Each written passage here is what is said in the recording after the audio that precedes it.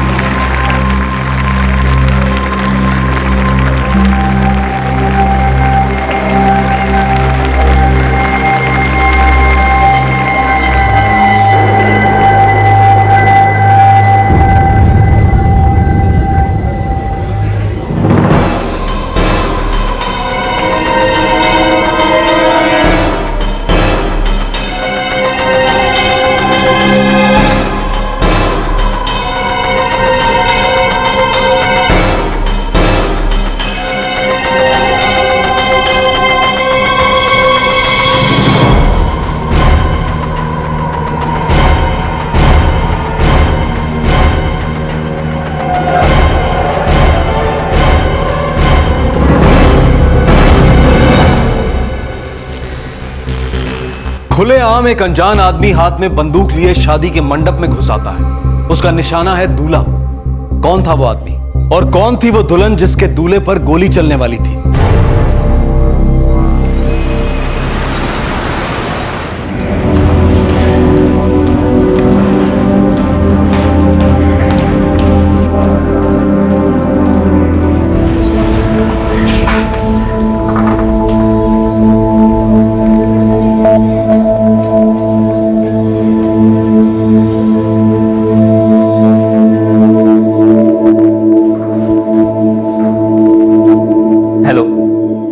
Rajesh Borkar interview के लिए आया हूँ। प्लीज आप थोड़ा वेट कीजिए। ओके।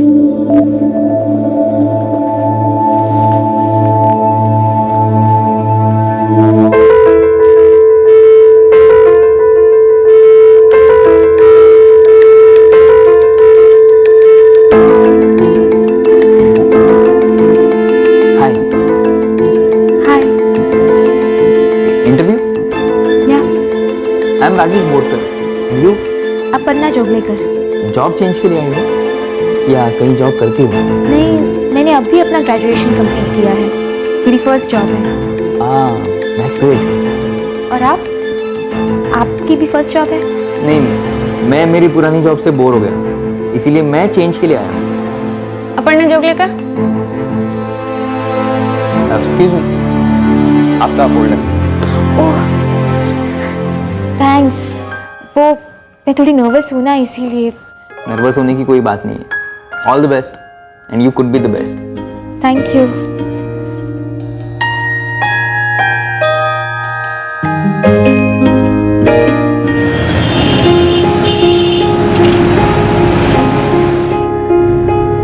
कॉन्ग्रेचुलेशंस। थैंक्स। सच बताओ, ये जॉब ऑफर तुमने एक्सेप्ट नहीं की ना? नहीं नहीं, वो तो ऑफर कुछ जमी नहीं इसलिए। अच्छा, या फिर ये जॉब ऑफर मुझे दिलवानी थी इसलिए? Sacrifice etcetera. देखो, ये जॉब तुम्हें मिल गई ना, सो बी हैप्पी। और वैसे भी मेरी करंट जॉब जो है वो इतनी बुरी नहीं चल रही। मैं सिर्फ थोड़ा सा चेंज चाहता था और कुछ। वेल, मंडे से ज्वाइन करना है मुझे। Oh that's great, all the best. तुमने एक बार ऑल द बेस्ट कहा और मुझे जॉब मिल गई।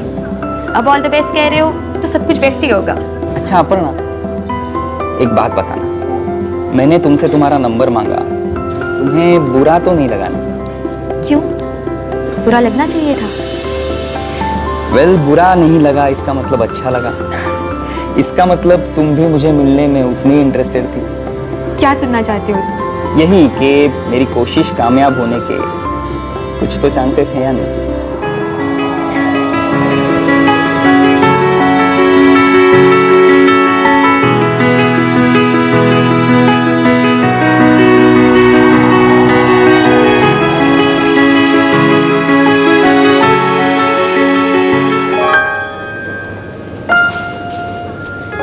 अपर्णा, मुझसे शादी करोगी? राजेश, सब कुछ इतना जल्दी हो रहा है, तुम्हें सोचने के लिए वक्त चाहिए। लेकिन हम एक दूसरे के पेरेंट्स को भी नहीं मिले हैं अब तक। तुम्हें क्या लगता है वो इनकार करेंगे? पूछना तो पड़ेगा। मैंने यही पुणे से इंजीनियरिंग कंप्लीट की है। एक कंपनी में सॉफ्टवेयर डेवलपमेंट का काम कर रहा हूँ। सैलरी भी अच्छी है। अपने आई बाबा के साथ रहता हूँ। उनका इकलौता लड़का हूँ। अपर्णा से प्यार करता हूँ। शादी करना चाहता हूँ। तुम्हारे आई बाबा अपर्णा से मिले हैं क्या? उनकी तरफ से भी हाँ है? Thank you.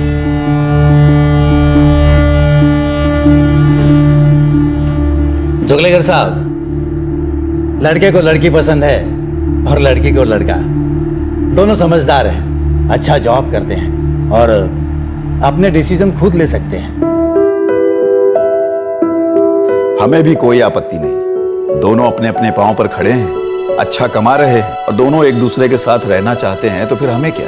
वेल, अगर सब लोगों ने आशीर्वाद दे दिया है तो देर किस बात की? जल्द से जल्द शादी कर लेते हैं। अरे बेटा, पहले मुहूर्त तो देख लो। दोनों परिवार को सूट करे ऐसी डेट देख लेते हैं। और हाँ जोगलेकर साहब, शादी का खर्चा आधा आधा। अरे आप लड़की वाले हैं, इसका मतलब सारा बोझ आप पर। ये हमें मंजूर नहीं। हमारी एक ही तो बेटी है।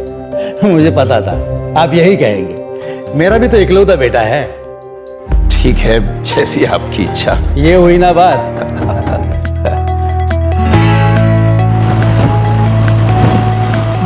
ओ मिस जोगलेकर, और कितना शॉपिंग बाकी है? अरे हो गया, बस 2-3 शॉप्स ही बाकी हैं। और 2-3 shops? Aparna, I tell you, अच्छा हुआ अपनी शादी की डेट 31 जनवरी डिसाइडेड है, वरना मैं मेरा माइंड ही चेंज कर देता। ओ मिस्टर बोरकर, ज्यादा बोर मत करो, समझे? ये तो बस शुरुआत है। अच्छा, ये शुरुआत है? इसका मतलब शादी के बाद सिर्फ शॉपिंग शॉपिंग एंड शॉपिंग? और क्या।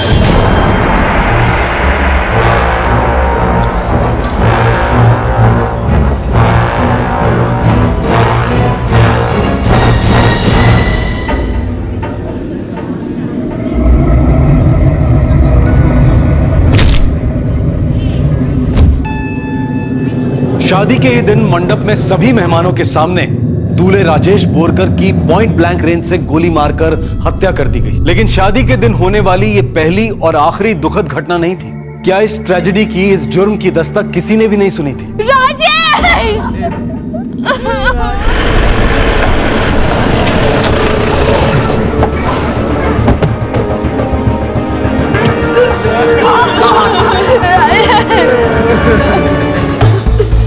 सर, ये तो मर चुका।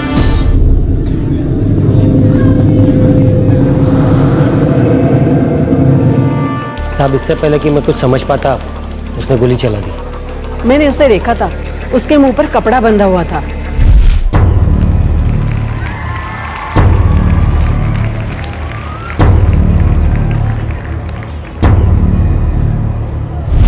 शक क्यों होगा साहब? मुझे लगा मंडप के कामगार में से कोई है। कोई कुछ कैसे कर पाता साहब? इससे पहले कि कोई कुछ कर पाता बहुत देर हो चुकी थी। वरमाला हो चुकी थी। दूल्हा दुल्हन की मांग में सिंदूर भरने ही वाला था कि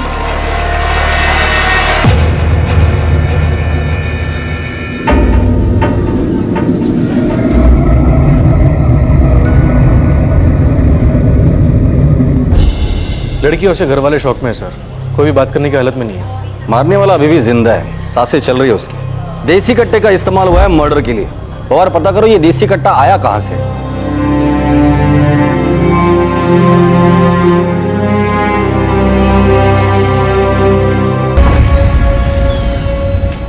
आई एम सॉरी, हम उस पेशेंट को बचा नहीं पाए। क्या? उसे बहुत बुरी तरह से पीटा गया था, उसकी पूरी बॉडी पर फ्रैक्चर्स थे, कार्डियक अरेस्ट से उसकी मौत हो गई।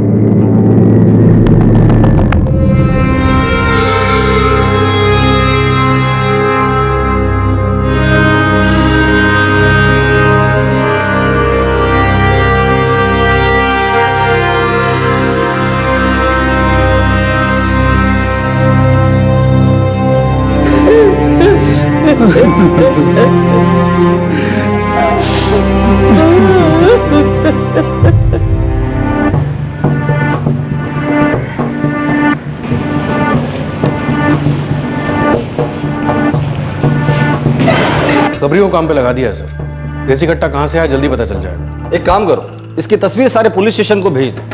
हो सकता है कि ये कोई हिस्ट्री शीटर हो या फिर किसी ने इसे सुपारी दी हो। सर, दोनों फैमिलीज का क्या हाल है? घर वाले कोई बयान देने की हालत में नहीं है सर। दूल्हे के घर वाले उसका अंतिम संस्कार कर रहे हैं और लड़की अभी भी सदमे में है। कल कोशिश करते हैं घर वालों से बात करने की लड़के की।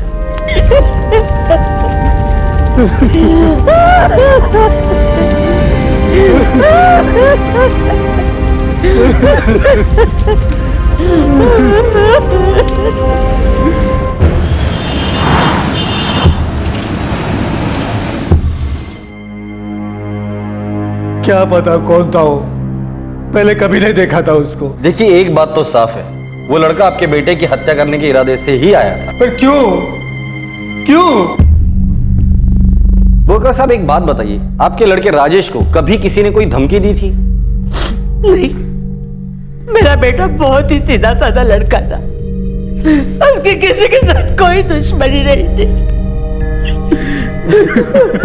इंस्पेक्टर साहब, बहुत खुश था मेरा बेटा, एक नई जिंदगी शुरू करने वाला था।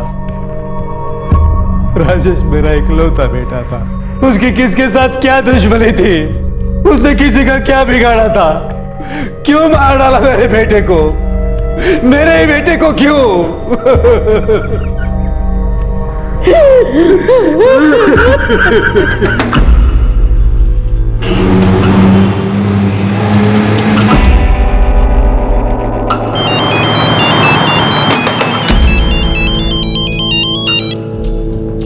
हाँ गोविंद, बोलो। हाँ सर, ये पुणे के अंदर तो कोई कट्टा नहीं बिका है। सुपारी लेने वाले की कुछ खबर? नहीं साहब, कोई सुपारी भी नहीं दी गई थी।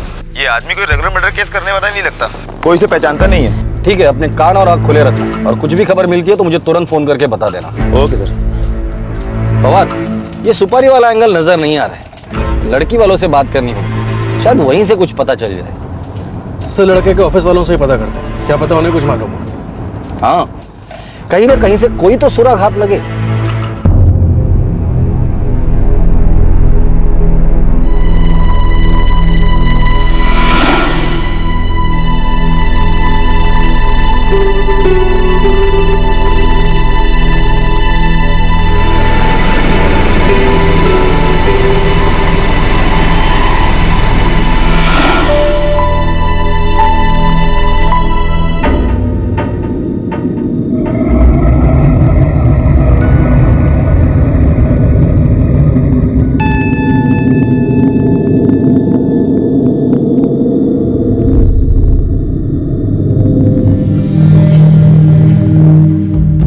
बहुत अच्छा लड़का था राजेश।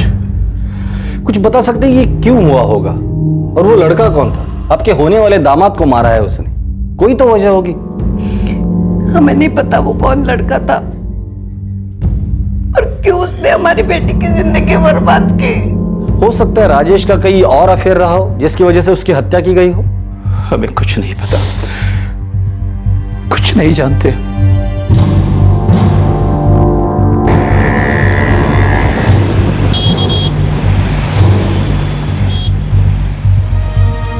राजेश हमारे ऑफिस में सॉफ्टवेयर डेवलपर था, वो बहुत ही मेहनती और अच्छा लड़का था। कोई लड़की वड़की का चक्कर? ये अपर्णा उसके जिंदगी में आने के पहले किसी और लड़की के साथ उसका अफेयर था? इतना कुछ तो मुझे नहीं पता सर, लेकिन जहां तक मैं जानता था राजेश को, वो अपर्णा से बहुत प्यार करता था। वो चीटिंग करने वालों में से नहीं था।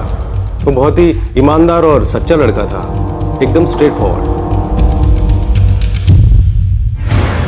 मेहनती था, ईमानदार था, स्ट्रेट फॉरवर्ड था, फिर भी किसी ने इतनी बेरहमी से उसे मार डाला। वो भी मांग में सिंदूर भरते भरते ठोक दिया। पूरा फिल्मी लगता है सर।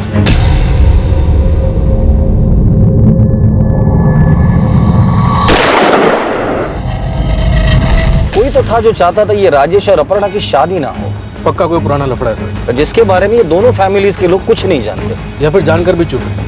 वो लड़की अपर्णा अभी तक कुछ नहीं बोली है सर।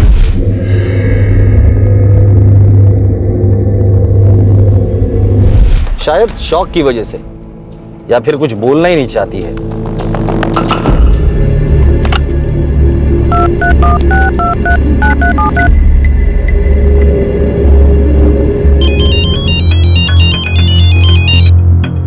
हाँ गायकवाड़ बोलो। साहब, यहाँ पर एक आदमी और औरत आए हैं। वो पॉइंट ब्लैंक वाला किलर है ना, ये लोग कहते हैं इनका बेटा है। नाम क्या बताया बेटे का? नीलेश करंडे। एक काम करो, उन दोनों को वहीं बिठा के रखना, मैं अभी आता हूँ। ठीक है साहब।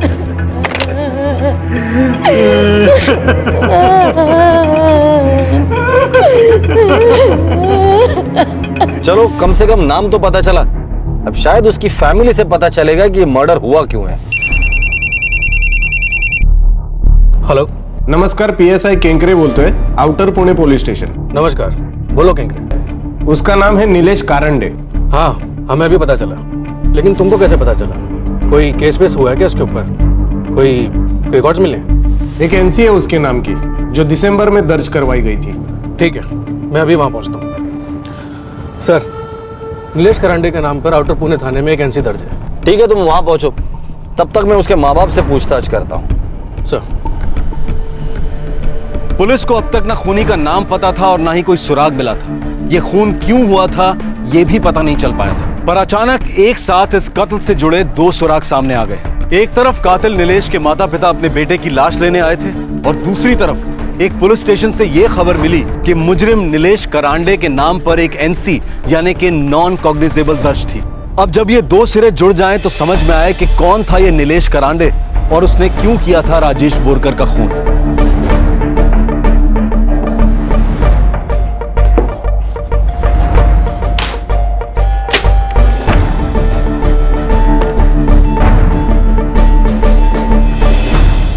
अभी समझ में आया वो लड़की अब तक चुप क्यों है।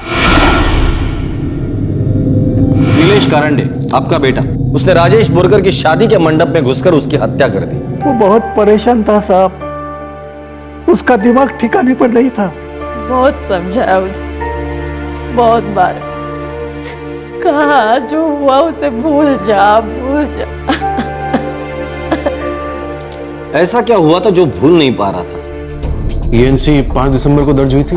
5 दिसंबर 2012।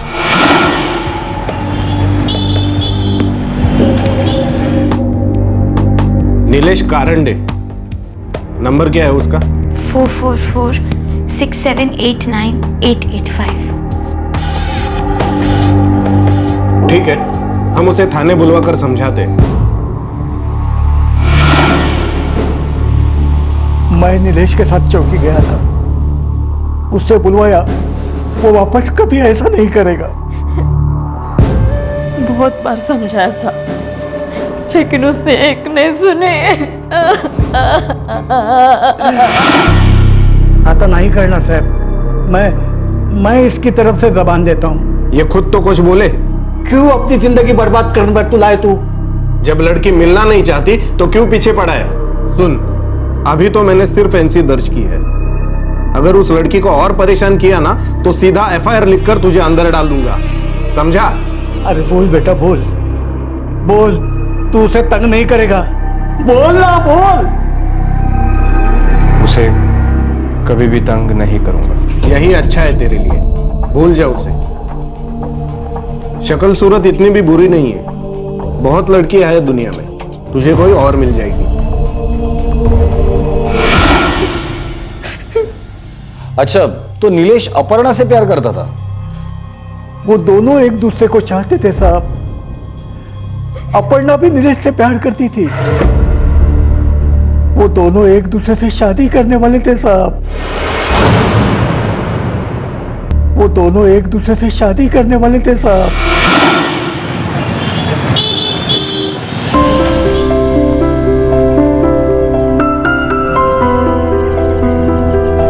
अपर्णा, अगर तुम्हारे आई बाबा ने शादी के लिए इनकार कर दिया तो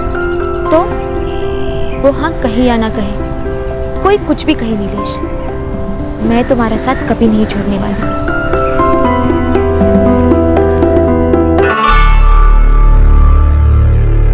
अगर सचमुच तुम दोनों मेरी राय जानना चाहते हो तो मुझे ये शादी मंजूर नहीं है। मैं आपकी बेटी को हमेशा खुश रखूंगा। कैसे? सेल्समैन की पगार ही कितनी होती है? इतनी भी कम नहीं होती अंकल। ये लाइफस्टाइल देख रहे हो?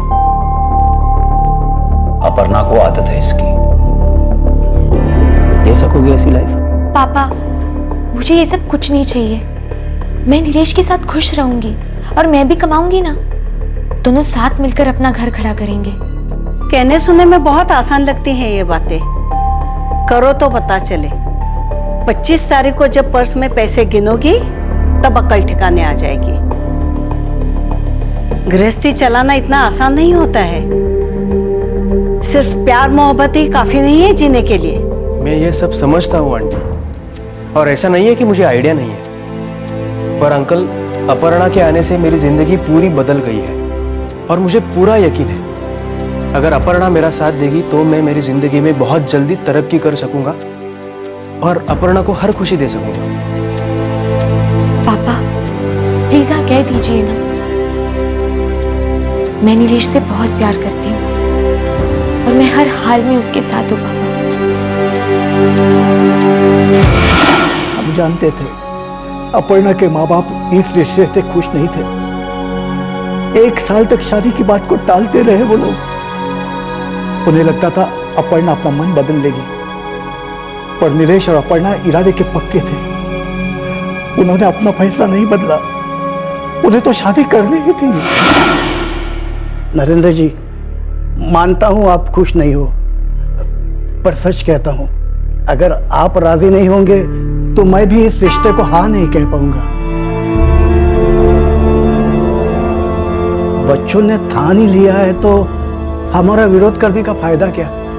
वैसे हमसे पूछे बिना भी तो वो शादी कर सकते हैं ना। ठीक है, अगर मेरी बेटी की यही इच्छा है तो मुझे ये शादी मंजूर है। 6 नवंबर अच्छा मुहूर्त है, दिवाली के पहले शादी कर देते हैं। हम भी कोई मुहूर्त के लिए अच्छा सा दिन देख के आपको बता देंगे। जो भी हो राजी खुशी हो। हम तो बस इतना चाहते हैं, बच्चों की खुशी के लिए आप पूरे मन से उन्हें आशीर्वाद दें। बहुत बातचीत के बाद शादी की तारीख तय हुई। 12 जनवरी को शादी होनी थी। 12 जनवरी? पर 31 जनवरी को तो अपर्णा और राजेश की शादी हो रही थी, वहीं पर तो ये कांड हुआ था। हमें नहीं मालूम साहब, ये राजेश नाम का लड़का अचानक अपर्णा की जिंदगी में कैसे आया। उनकी बेटी ने अपना मन बदल लिया था। हम दोनों को इस बारे में कुछ भी पता नहीं था। हमें तब पता चला जब आउटर पुणे पुलिस स्टेशन से हमें फोन आया। नीलेश ने भी हमें इसके बारे में कुछ भी नहीं बताया था। हुआ क्या था? नीलेश, हे बेटा, कुछ तो बोल। ऐसे चुपचाप रहेगा तो कैसे समझेगा हमें? देख बेटा, शादी करनी थी, तुमने तय किया था, हमने कुछ नहीं कहा। अब वो लड़की शादी नहीं करना चाहती, इस बात का हमें पता ही नहीं था। अब मामला पुलिस तक पहुंच चुका है। अब तो बता हमें क्या हुआ तुम दोनों के बीच में? बोल ना रे। ठीक है बाबा, नहीं बताना है मत बता। हाथ छोड़ता हूं तुझसे, पर उस लड़की से दूर रह। अपनी जिंदगी बर्बाद मत कर।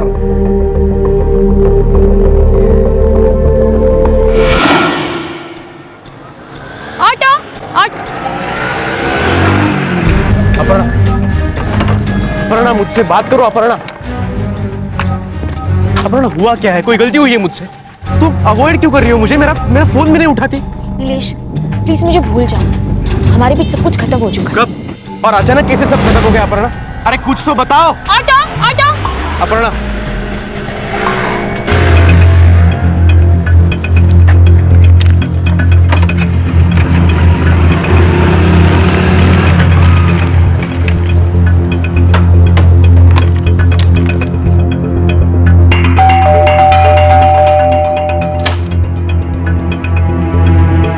क्या है, क्यों आए हो? आंटी ये क्या चल रहा है? अपर्णा मुझसे बात क्यों नहीं कर रही है? नीलेश, बेहतर होगा तुम अपर्णा को भूल जाओ। पर क्यों आंटी?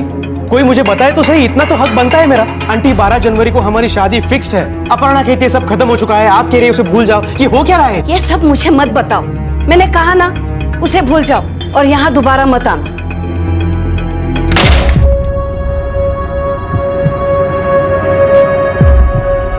अपर्णा अपर्णा तुम्हें मुझे सब बताना ही होगा। देख अपर्णा, तुम मेरे साथ ऐसा नहीं कर सकती। अपर्णा मुझसे एक बार बात करो प्लीज। अपर्णा क्या प्रॉब्लम क्या है तुम्हारी? तुम मुझसे बात क्यों नहीं करना चाहती? नीलेश मैंने तुमसे कहा ना मुझे भूल जाओ। पर क्यों? 12 जनवरी को हमारी शादी है, तुम कह रही हो भूल जाओ, तुम्हारी माँ कह रही है कि हमारे घर मत आओ। ये हो क्या रहा है? मैंने फैसला कर लिया है नीलेश, मुझे तुमसे शादी नहीं करनी है। तुमने अकेले ही डिसाइड कर लिया? अपर्णा पिछले 2 साल से हम दोनों साथ हैं, दोनों एक दूसरे से बहुत प्यार करते हैं, हमारी शादी की डेट भी फिक्स्ड है, और तुम अचानक से ये कह रही हो कि तुम्हें मुझसे शादी नहीं करनी? क्यों? कोई जुर्म है शादी कैंसिल करना? मैंने तुमसे शादी का फैसला जल्दबाजी में लिया था, लेकिन अब मुझे रियलाइज हो गया है कि तुम मुझे कभी एक अच्छी जिंदगी नहीं दे सकती। मैंने ये फैसला इमोशनली लिया था, मुझे प्रैक्टिकल सोचना चाहिए था। अब कह रही हूँ ना, गलती हो गई, मुझे नहीं करनी है तुमसे शादी। प्लीज मेरा पीछा करना छोड़ दो। अपर्णा अगर मुझसे कोई गलती हुई है तो बताओ, मैं सब कुछ ठीक कर दूंगा, पर मुझे छोड़ के मत जाओ Aparna please. I love you Aparna. Aparna मेरा यकीन करो, मैं तुम्हारा हमेशा ख्याल रखूंगा, दिन रात एक कर दूंगा और तुम्हें हर खुशी दूंगा अपर्णा। नीलेश मैंने तुमसे कहा ना, हमारे बीच सब कुछ खत्म हो चुका है, सब कुछ खत्म। प्लीज मेरा पीछा करना छोड़ दो, प्लीज।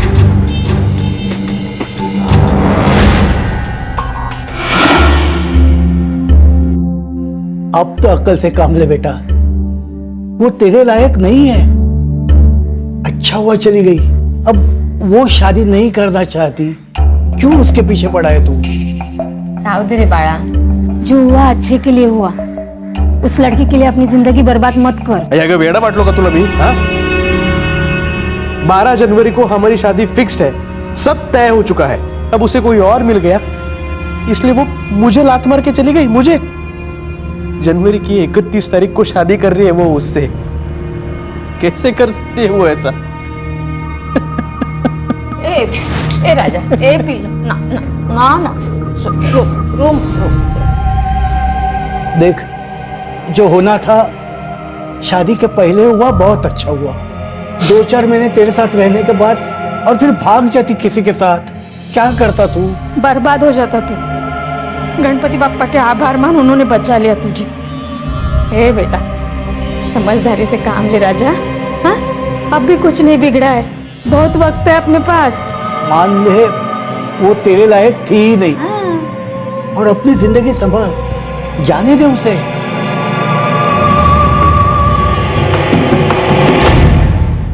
भूल नहीं पाया उस लड़की को। 12 जनवरी आई और चली गई, मेरा बच्चा एकदम चुप, सब कुछ अंदर ही अंदर बर्दाश्त किए जा रहा था। और 31 जनवरी को सुबह ही वो घर से निकल गया साहब। हमें क्या पता था ये सब कर बैठेगा वो।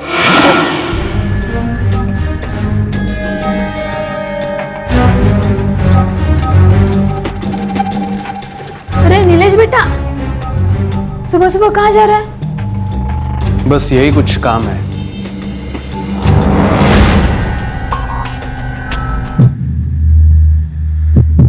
सपर्णा की शादी है आज। अच्छा है, धीरे धीरे नीलेश उसे भूल जाएगा देखना, कुछ दिनों में काम पर भी लौट जाएगा देखना, सब ठीक होगा। देवा सगळं नीट कर रे बाबा, मेरे बेटे की कोई गलती नहीं थी, लड़की मेरे नीलेश की जिंदगी संवर जाए। सब ठीक होगा। हमने कोई गलती नहीं की है तो हमारा गलत क्यों होगा? भूल जाएगा नीलेश उसे, सब ठीक हो जाएगा, देखना। हमने सपने में भी नहीं सोचा था कि उसके दिमाग में ये सब चल रहा था। सोचा था बुरा वक्त खत्म हो जाएगा, पर ये नहीं सोचा था अब तो बेटा ही खत्म हो जाएगा।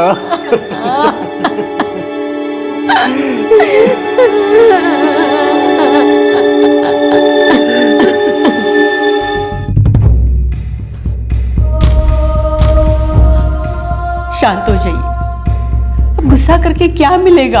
हमारा बेटा तो जा चुका है। क्यों चुप बैठूं मैं? क्यों शांत रहूं? हमने अपना इकलौता बेटा खोया है, हमसे सच छिपाया और हमको बर्बाद करके रख दिया। अब बात को आगे बढ़ाकर क्या फायदा? अरे बताना तो चाहिए था, लड़की की शादी किसी और के साथ पहले ही तय हो चुकी थी। इतना बड़ा धोखा! जरूर उस लड़की ने हमारे बेटे को बेवकूफ बना के रख दिया होगा। आपकी हर बात सच है, लेकिन अब लड़ झगड़ कर क्या फायदा? हमारा बेटा तो वापस नहीं आएगा ना। छोड़ना और नहीं बिताना, नहीं छोड़ूंगा मैं उनको। मैं शिकायत करूंगा उनके खिलाफ। धोखा दिया उन लोगों ने हमको। वो लड़की ही जिम्मेदार है मेरे बेटे की मौत के लिए। धोखा दिया है उसने मेरे बेटे को। नहीं छोड़ूंगा मैं उनको।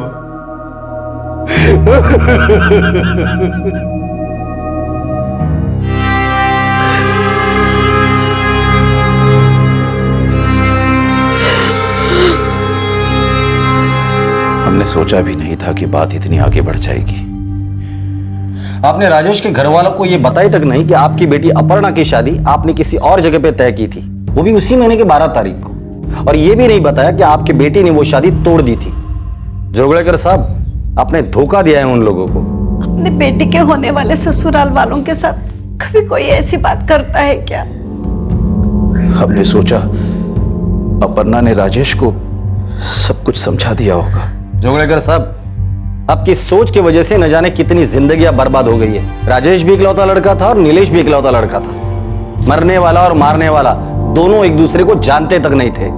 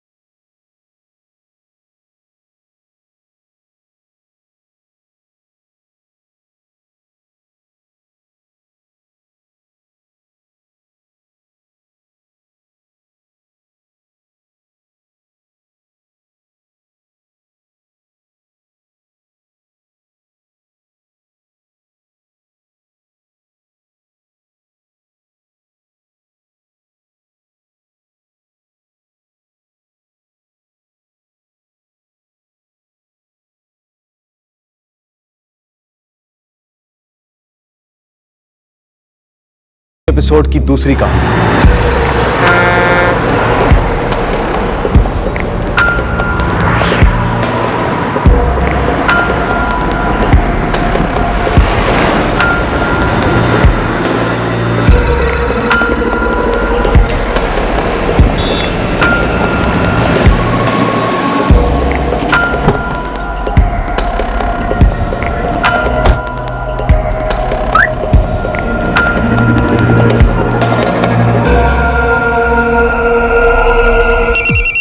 से शुरुआत है। 3 पेटी लगा दे।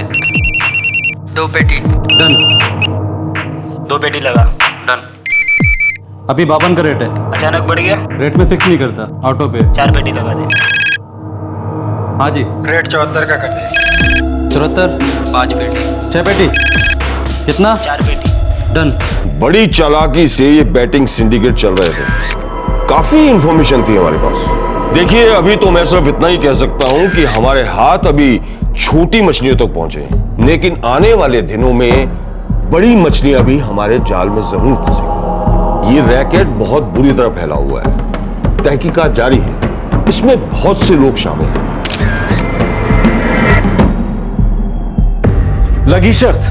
हम लोग आपस में ये 2 शब्द कई बार बोलते हैं, शर्त लगाते हैं, लेकिन जब ये शर्त, ये बेटिंग, ये सट्टा बड़े मुद्दों और बड़े पैसों के लिए लगाया जाता है, तब ये आसानी से पैसा कमाने का तरीका बन जाता है, या फिर यूं कहें कि लालच बन जाता है। और ये लालच कई बार गंभीर जुर्म को जन्म देता है।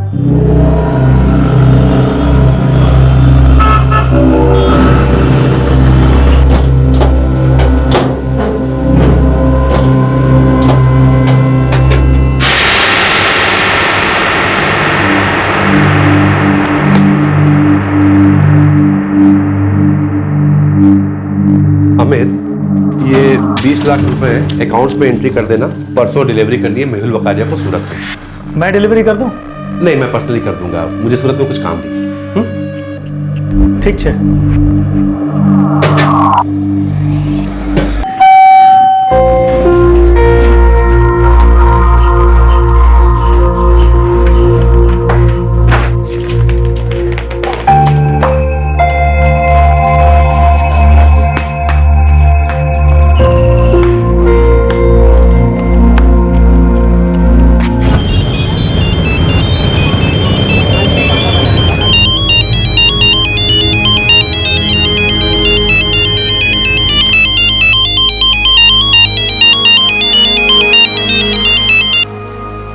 हेलो, संजय पंचाल बोल रहा हूँ। 20 लाख कीमत है।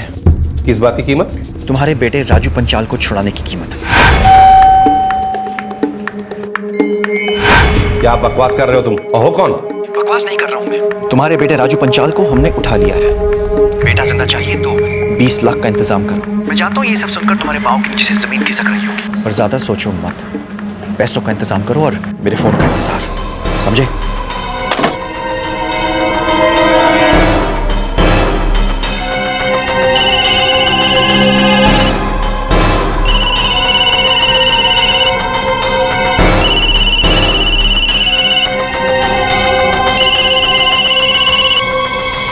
हाँ बोलो, राजू गया है चाबी लाने? चाबी? कौन सी चाबी? कहाँ गया राजू? अरे आपकी कार की चाबी आप ही ने तो। अरे गया कहाँ है राजू? नीचे स्त्री वाले के पास। स्त्री वाले के पास क्यों गया है? आपके नाम से किसी ने फोन किया था, कहा कि आपकी कार की चाबी राजू को बेच के मंगवा लूं। दिमाग खराब हो गया है तुम्हारा? जल्दी से केयूर को नीचे भेजो और देखो राजू नीचे है कि नहीं। पर हुआ क्या है? जितना कह रहा हूं उतना करो पहले।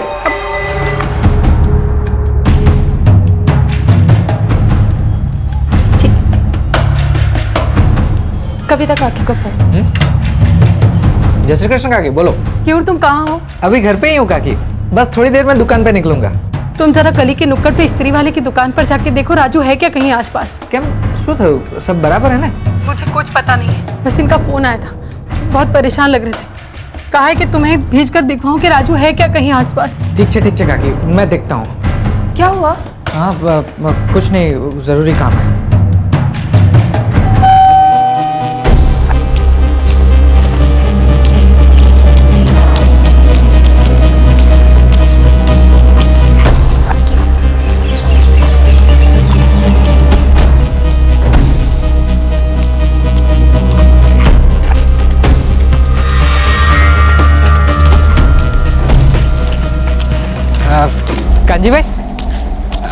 कांजी भाई अपने राजू को देखा? थोड़ी देर पहले यहाँ ही आया था। नहीं तो राजू यहाँ आया ही नहीं। कितने बजे की बात है? कितने बजे मतलब यही कोई 11:15 की बात है। नहीं केयूर भाई, मैंने तो नहीं देखा, और राजू को मैं पहचानता हूँ। साहब जी, राजू को बाहर जाते हुए मैंने देखा, लेकिन वो कहाँ गया हमको पता नहीं जी।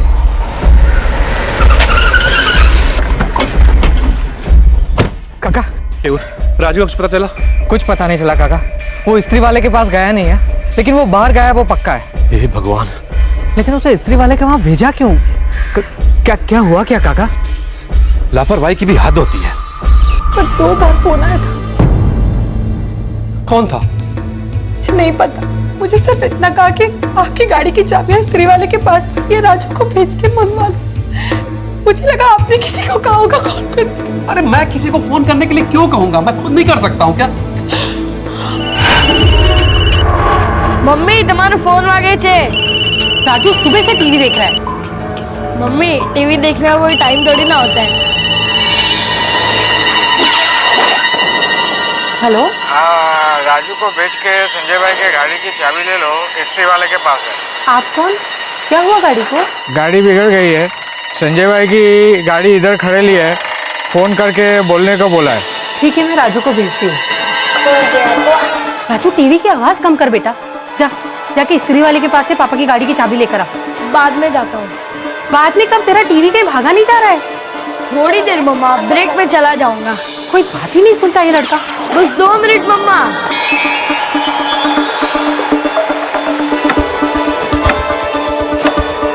राजू जाना जल्दी। बस 2 मिनट में ब्रेक है। तेरा ब्रेक नहीं पता मुझे, तू जा जल्दी से अभी। कहाँ जाना है? स्त्री वाले के पास। सारा ध्यान टीवी में रहता है। मम्मा टीवी बंद मत करना। नहीं करूंगी, जा जल्दी।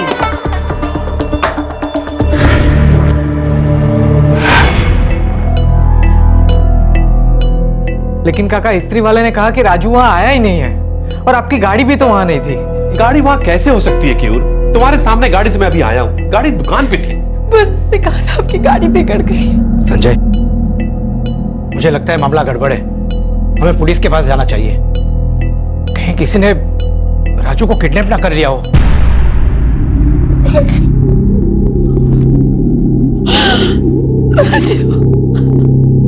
पापा की कार खराब हो गई है, इस बहाने से एक 14 साल के लड़के राजू को घर से बाहर बुलाया गया। उसे पता भी नहीं था कि उसे गायब करने के लिए जाल बिछाया जा चुका है। और फिर उसके पिता को फिरौती के लिए फोन आता है। जल्द से जल्द ये पता करना होगा कि अपहरणकर्ता कौन थे, क्योंकि एक बच्चे की जान खतरे में हो सकती थी। सर, सुबह 10:50 पे कविता बहन को फोन आया था नारायणपुरा के पीसीओ से, जो कि संजय भाई के घर के पास ही है। और फिरौती का कॉल? वाडज के पास के पीसीओ से 11:15 बजे।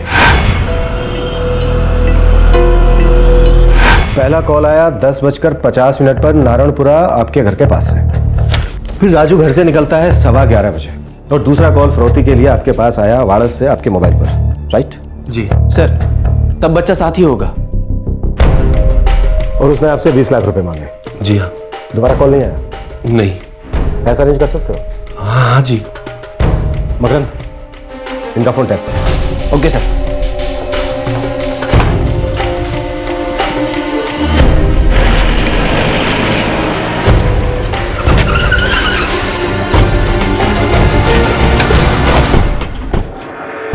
नहीं सर, राजू इधर आया ही नहीं, और कोई गाड़ी किसी ने पार्क की ही नहीं है।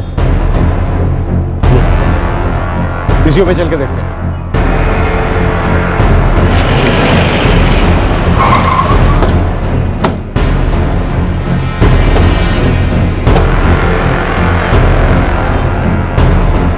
साहब, बहुत लोग आते हैं फोन करने को, अब किस किस को याद रखूं? याद नहीं साहब किससे 10:50 पे फोन किया।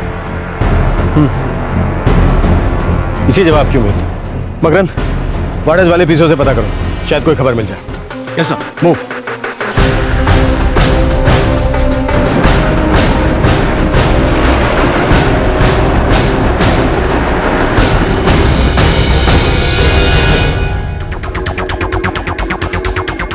ये स्त्री वाले के लिए यही रास्ता जाता है ना? जी सर।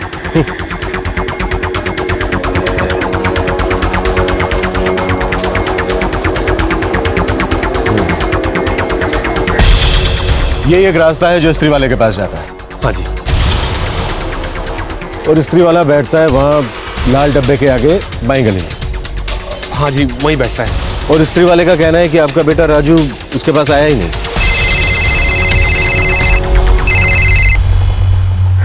हाँ मकन। सर जैसे कि हमने सोचा था, इस पीसी वाले को भी पता नहीं है 11:15 बजे किसने कॉल किया था। वापस आ जाओ।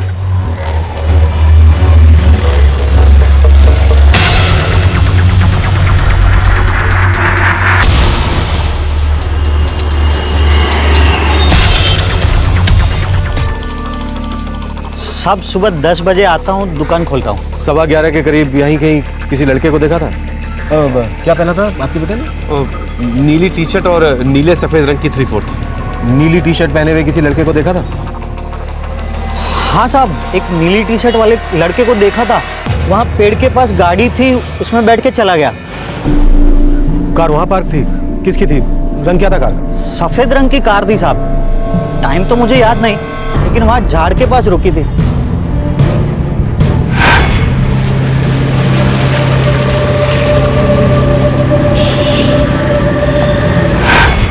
बच्चे को गाड़ी में जाते हुए देखा साहब।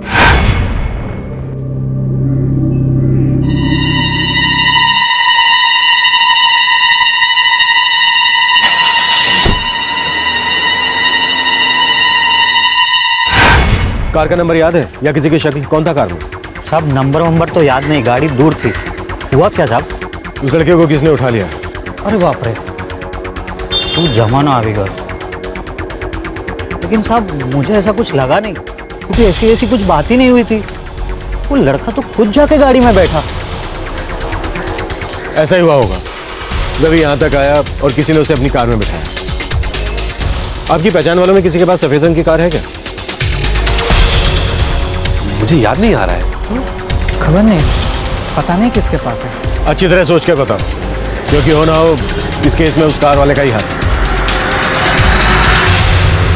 एक मोची ने लड़के को एक सफेद कार में जाते देखा था। सुराग छोटा सा था, लेकिन था महत्वपूर्ण। क्या इतने से सुराग की मदद से पुलिस उस बच्चे को बचा पाएगी?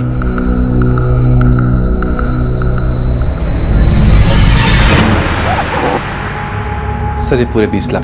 20 लाख? इतने पैसे आपके पास घर पर पहले से थे? जी हाँ। फिरौती मांगने वाले ने आपसे 20 लाख रुपए मांगे और दोबारा आपको कॉल नहीं किया। आप कहना क्या चाहते हैं? उसने आपसे 20 लाख रुपए ही मांगे जो आपके पास घर में पहले से मौजूद थे। इतना पैसा आपके पास आया कहां से और कब? कल। ये पैसा मेरे एसोसिएशन का है। मैं मर्चेंट एसोसिएशन का ट्रेजरर हूँ। ये पैसे मुझे कल सूरत में डिलीवर करने थे, उसके लिए मैं कल निकलने वाला था। आपके अलावा ये बात और कौन कौन जानता था कि घर में आपके पास इतना पैसा है? मेरा परिवार, मेरा मतलब मेरी पत्नी, मेरे बड़े भाई किशोर भाई, उनके बेटा केयूर और उसकी पत्नी मनीषा। संजय साहब, मुझे लगता है कि इस केस में कोई अंदर का ही आदमी शामिल है। आपको किसी पर शक है या कोई और जो इस बात को जानता हो? हाँ, हमारे एसोसिएशन का सेक्रेटरी है अमित वगानी, उसे ये बात पता थी। अमित, ये 20 लाख रुपए अकाउंट्स पे एंट्री कर देना, परसों डिलीवरी करनी है मेहुल वकारिया को सूरत में। ठीक है। मुझे आप सबके फोन नंबर चाहिए। अगर अपहरणकर्ता करीबी है तो आप में से किसी के नंबर पे भी कॉल कर सकता है, ठीक है?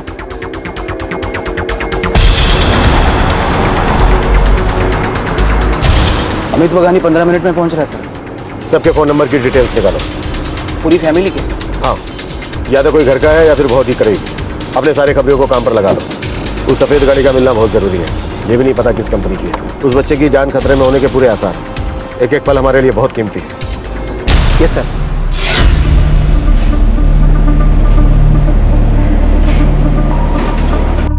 ये आपको पता था कि संजय पांचाल अपने घर पर 20 लाख रुपए लेकर गया है?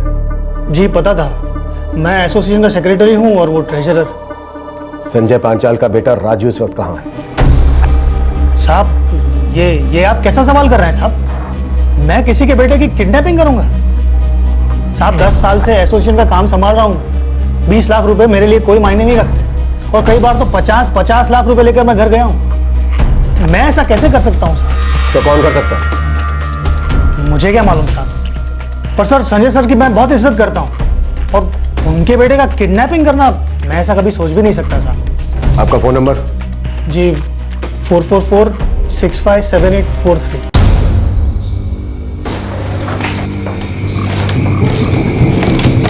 सर संजय पांचाल के रिकॉर्ड्स में कुछ नहीं है सर। कोई ऐसा नंबर जिस पे पहले कभी बात ही नहीं हुई हो? नहीं सर, हमेशा के कॉन्टैक्ट्स हैं। कविता पांचाल की कॉल रिकॉर्ड्स में भी कुछ नहीं है सर। पहला कॉल इन्हीं को आया था, किशोर पांचाल, संजय पांचाल का बड़ा भाई। इनके कॉल रिकॉर्ड्स में भी ऐसा कुछ नहीं है सर जिस पर शक हो। केयूर पांचाल, किशोर पांचाल का बेटा। किसी एक नंबर पर लगातार बातचीत हो रही है सर इसकी, सुबह 10 बजे से लेकर अब तक। 4449123969। हाँ सर, इसी नंबर से कॉल आता है या जाता है। केस की जांच चल रही है फिर भी बात हो रही है। ऐसी क्या जरूरी बात है कि वो बार बार इस नंबर पर फोन कर रहा है कौन ये 4449123969? सर हेमंत शाह, मणिनगर में रहता है।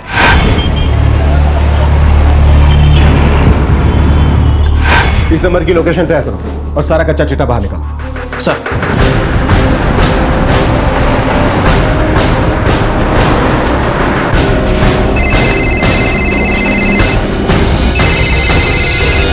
हाँ पेंटर बोल। हेमंत शाह, उसके बाप का अनाज का कारोबार है साहब। केयूर और उसका बाप भी इसी धंधे में है। केयूर और हेमंत एकदम पक्के दोस्त हैं साहब। चक्कर क्या है? नहीं साहब, कोई चक्कर वक्कर तो नहीं लगता। और हाँ, हेमंत अभी घर पे ही है। चल ठीक है, तो सुन, आंखें खुली रखना। ठीक है साहब। ભારતી બેન, રાજુ આવ્યો તો ત્યાં? નથી આવ્યો? અચ્છા, આવે તો એને કીધું? ના ના માસી, કોઈની સાથે કોઈ ઝઘડો નથી થયો। અરે પણ राजू नहीं जाना चाहता था, मैं उसे जबरदस्ती भेज दिया। काकी, आप क्यों रो रही हैं? आप शांत हो जाओ, आपने कुछ जानबूझ के थोड़ी ना किया। राजू घर वापस आ जाएगा, कुछ नहीं होगा उसको। अब मैं अपने राजू को अपनी आंखों से कभी दूर नहीं जाने दूंगी। कहाँ चला गया राजू? ठीक है, હું પછી फोन करूँ। बाबूजी, मासी को भी फोन किया और सब दोस्तों को भी फोन किया, वो कहीं पे भी नहीं है। अरे वो दोस्तों के घर पे कैसे जा सकता है? फोन आने के बाद तो वो घर से निकला है। पहले घर पे फोन, फिर संजय के फोन पे फिरौती की रकम के लिए फोन। ये मजाकिया कॉल नहीं था, कुछ गड़बड़ है।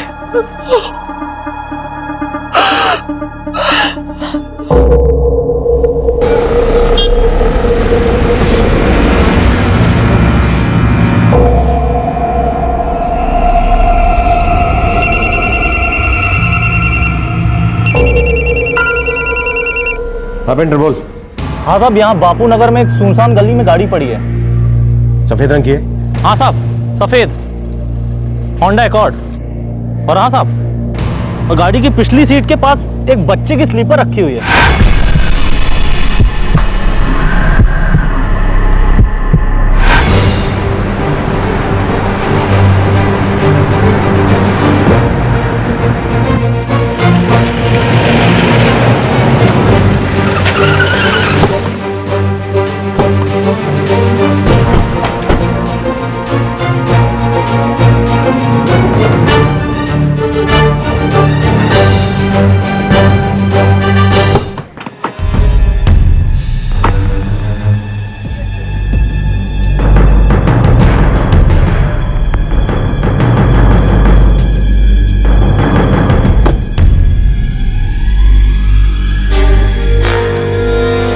इस कार का रजिस्ट्रेशन नंबर और इसके मालिक का नाम पता करो जल्दी। Yes sir.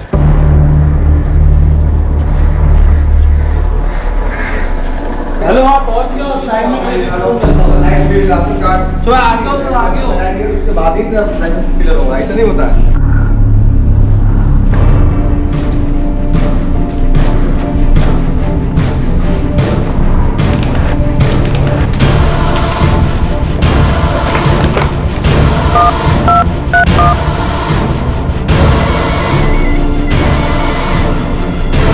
हाँ मने साहब, पता चला? हाँ, हसमुख कापड़िया 6/12 विराट अपार्टमेंट गुरुकुल रोड। गाड़ी उसी के नाम से रजिस्टर है sir. Thank you. Hasmukh Kapadia, Gurukul road.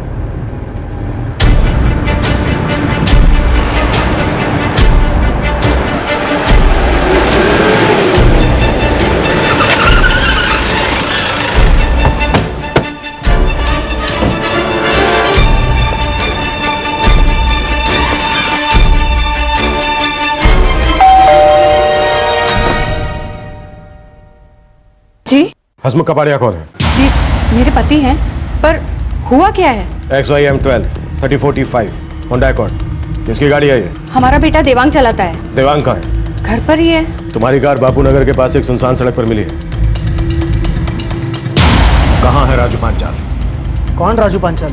मैं किसी राजू पांचाल को नहीं जानता। क्या कर रहे हैं आप? किया क्या है मेरे बेटे ने? एक बच्चे का अपहरण। राजू पांचाल नाम है बच्चे का। आपको कोई गलतफहमी हो रही है। मैं सच में किसी राजू को नहीं जानता हूँ, और मेरी गाड़ी तो कल शाम से मेरे एक दोस्त के पास है। दोस्त का नाम बोल। हेमांग शाह। हेमांग शाह उसके बाप का अनाज का कारोबार है साहब। केयूर और उसका बाप भी इसी धंधे में। सर, हेमांशा केयूर का दोस्त है। दोनों के बीच में लगातार बातचीत हो रही है। मणिनगर में रहता है वो। तुम्हें हमारे साथ चलना होगा। कहाँ ले जा रहे हो मेरे बेटे को? कुछ नहीं होगा माँ, मैंने कुछ नहीं किया है। पता तो चले कि इस हेमांग ने किया क्या।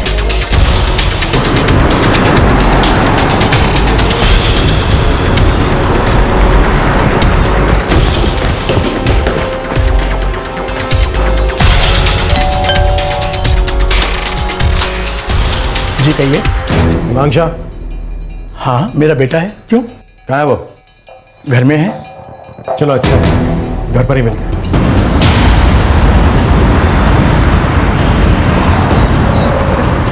कहाँ ले जा रहे हो सर? मुझे किया क्या है मैंने? देख बेटा, थाने पहुंचने तक का टाइम है तेरे पास। सोच ले क्या किया। एक बार थाने पहुंच गया ना तो तू सोच भी नहीं सकता कि तेरा टाइम कैसा कटेगा। लेकिन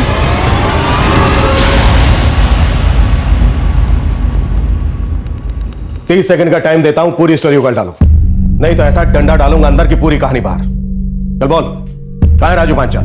साहब मैं सच कहता हूं, मैं नहीं जानता ये राजू पंचाल कौन है। मेरी गाड़ी ये हेमांग लेकर गया था।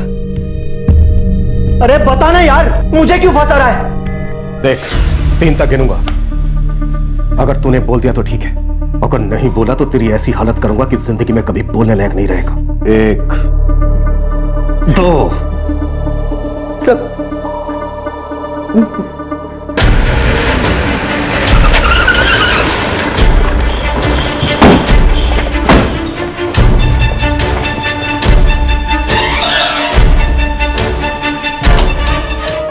इंस्पेक्टर साहब, कुछ पता चला मेरे बच्चे के बारे में? साहब मेरे पति ने किया क्या? आप बताते क्यों नहीं है? बताइए ना, मेरे बेटे को कहाँ ले जा रहे हो आप? ये तो यही बताएगा इसने क्या किया है। केयूर, मेरा बेटा कहाँ है? केयूर तो क्या जानता है राजू के बारे में? बोला क्या जानता है राजू के बारे में? ले चलो इसे।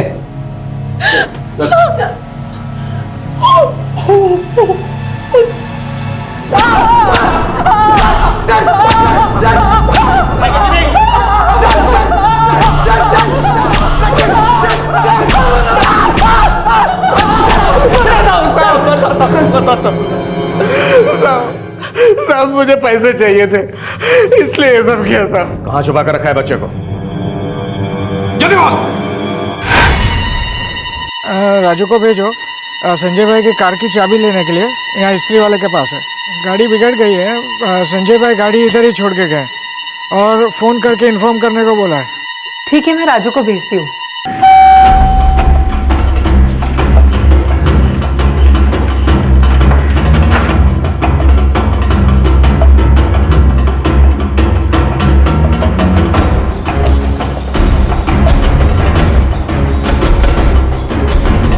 राजू, तुम्हारे पापा ने मुझे ही भेजा है, मैंने ही फोन किया था। आओ अंदर बैठो, मैं तुम्हें कार तक छोड़ देता हूँ। Okay uncle.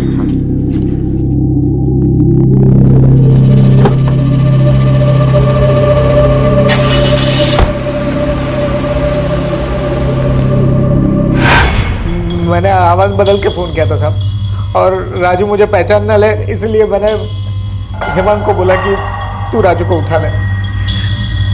मैंने देवांग से उसकी कार मांग ली ताकि हमारा नाम ना आए कहीं पर।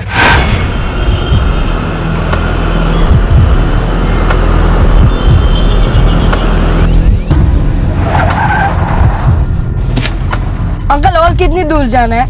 आपने तो बोला था कि कार इस्त्री वाले के पास खड़ी है। अरे बेटा वो कार तो मैंने मैकेनिक के साथ भेजी है, बापू नगर में हमें लेने जाना है। अरे मैं तो भूल ही गया। तुम जरा 1 मिनट ठहरो, मैं तुम्हारे पापा से बात करके आता हूँ, फिर जैसे पापा कहेंगे हम वैसे ही कर लेंगे, और फिर मैं तुम्हें उनकी शॉप पर छोड़ दूंगा ना। हाँ, मैं 2 मिनट में आता हूँ।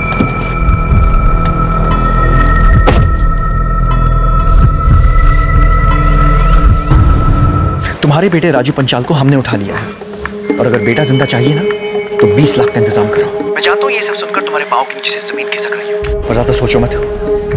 पैसों का इंतजाम करो और मेरे फोन का इंतजार।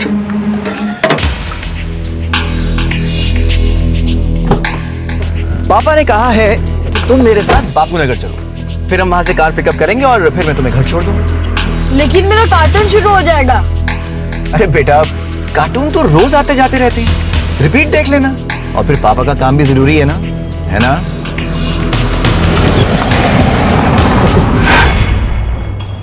सोचा था संजय काका डर जाएगा और एसोसिएशन से जो 20 लाख रुपए निकाले थे वो हमको दे देगा और हम उसको राजू दे देंगे, लेकिन मेरे बाप ने सब गड़बड़ कर दी साहब। पुलिस में कंप्लेन करवाने की बात कर दी। संजय, मुझे लगता है मामला गड़बड़ है, हमें पुलिस के पास जाना चाहिए। फिर तूने क्या किया? फोन पे बात करते करते भी तो देख सकते थे कि वो किधर जा रहा है किधर नहीं जा रहा है। नहीं देखा, लेकिन बाहर जाने पर राइट गया कि लेफ्ट गया पता नहीं।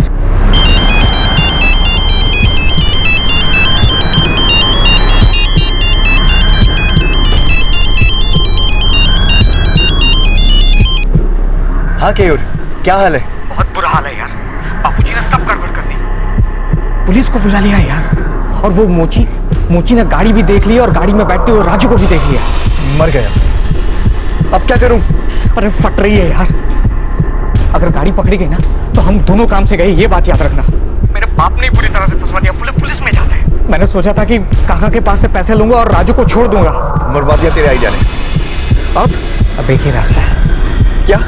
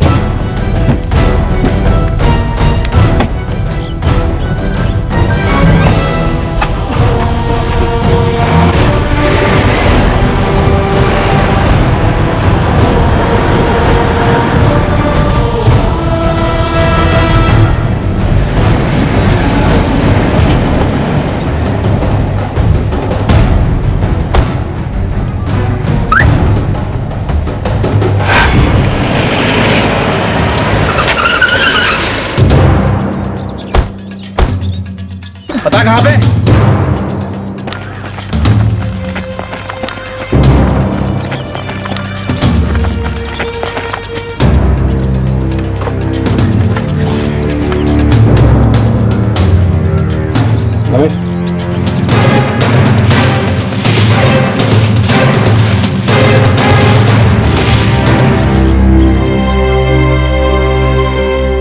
बापूजी ने अनाज की डिलीवरी के लिए जो पैसे दिए थे सब मैंने और हेमंत ने गवा दिए थे।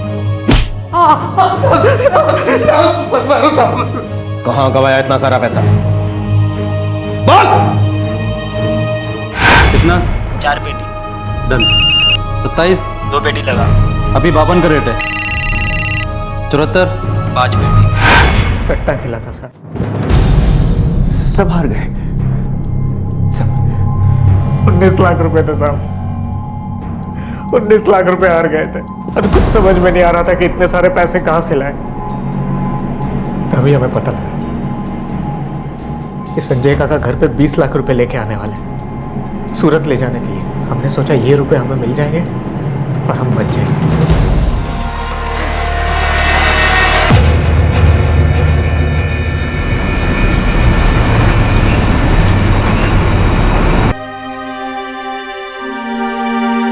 सारी मेरी गलती, मुझे उसे भेजना ही नहीं चाहिए था।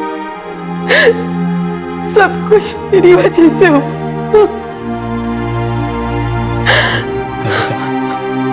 तुम खुद को दोष मत दो। तुम्हें कहां पता था कि ऐसा कुछ हो जाएगा?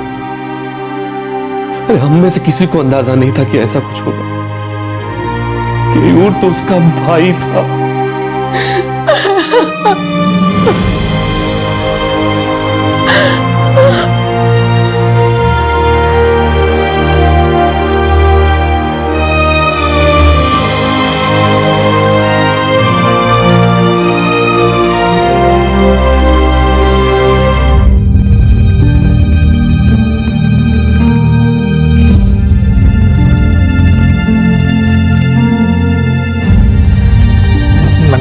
मैंने माफ कर दो।